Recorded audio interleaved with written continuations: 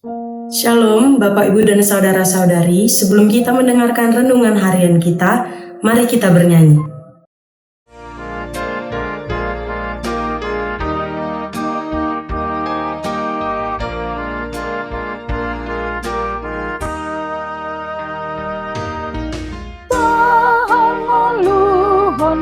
Atani Tuhan asa tau tiruan madi akan porsea di pakata iyon nang diholong ni rohampe tirua di parame tunang umali yang hitam asa pasu hodin moluni kuria ala pasu hodin moluni bangsota asa pasu hodin moluni kuria ala pasu hodin moluni bangsota.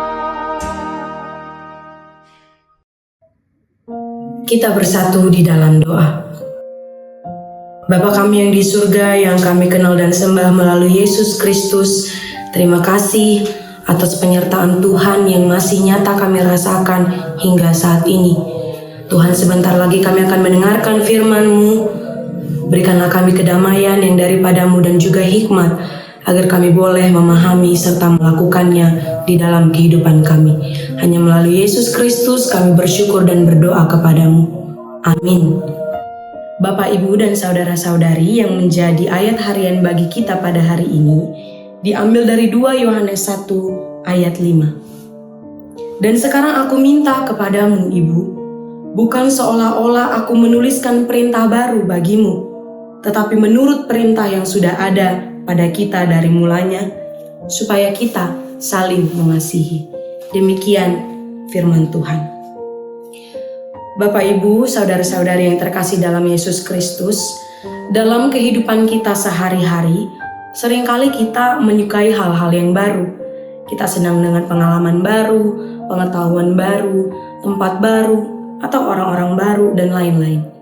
Tapi Yohanes mengingatkan kita pada hari ini bahwa inti dari kehidupan orang Kristen sebenarnya bukanlah sesuatu yang baru.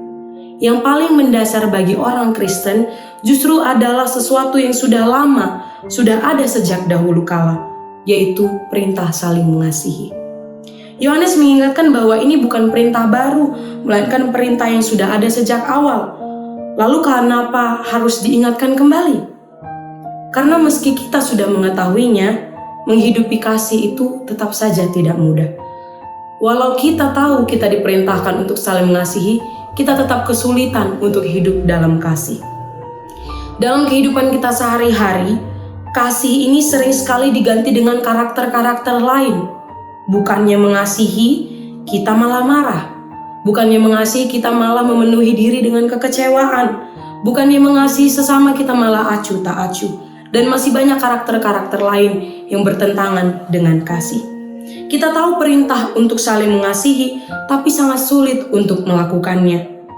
Akan tetapi hari ini kita diingatkan kembali bahwa kasih itu adalah tanda atau bukti dari iman yang sejati.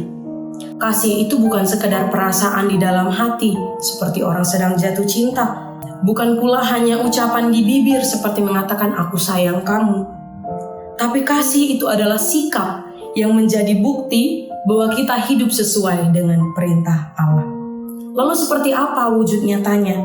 Misalnya, di situasi yang membuat kita marah, kita memilih untuk bersabar. Di situasi yang menyakitkan bagi kita, kita memilih untuk mengampuni. Di situasi yang mungkin terlihat membingungkan, kita mencoba untuk memahami dan bukannya menghakimi. Maka hari ini kita diingatkan bahwa kehidupan iman kita tidak selalu tentang menemukan hal baru, tetapi tentang setia menghidupi kebenaran yang sudah kita terima sejak awal. Dan kebenaran itu adalah kita dipanggil untuk saling mengasihi. Kiranya melalui kehidupan kita, kasih Kristus bisa nyata dirasakan oleh orang-orang di sekitar kita. Amin. Kita bersatu di dalam doa. Ya Tuhan Allah Bapa kami yang di surga, terima kasih atas firman-Mu yang telah kami dengar pada hari ini, yang menjadi bekal bagi kami untuk menjalani aktivitas kami satu hari ini. Biarlah kami menjadi umat-Mu yang mengikuti firman-Mu yang sudah ada sejak awal, yaitu saling mengasihi. Biarlah kami boleh mewujud nyatakan kasih itu di dalam tindakan konkret di dalam kehidupan kami sehari-hari. Mampukan kami Tuhan. Kami serahkan seluruh aktivitas kami ke dalam tangan pengasihan-Mu. Biarlah kami selalu berjalan di jalan-Mu. Ampunkan juga kami atas dosa dan kesalahan kami, agar kami layak untuk meminta di hadapan-Mu. Hanya melalui Yesus Kristus kami berdoa kepadamu. Amin.